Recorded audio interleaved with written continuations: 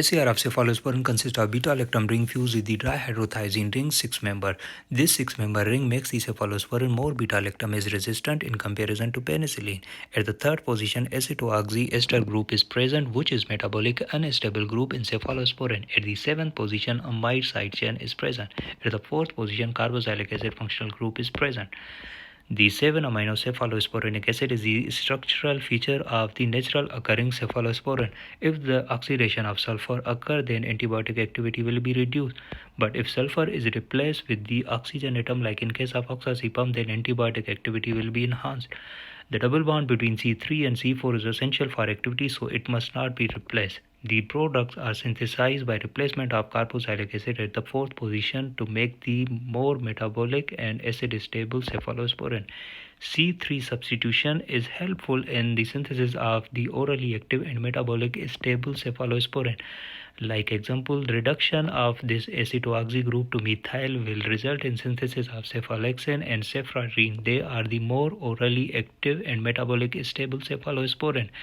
And also the replacement with the chlorine will result in the cephachlor, and these all orally active derivative have the additional amino group at the C7 side chain.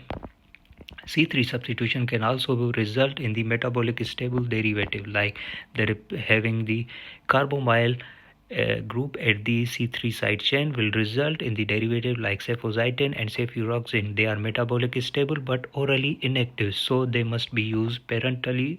And the cephalosporin is the derivative which has the pyridine ring at the C3 side chain.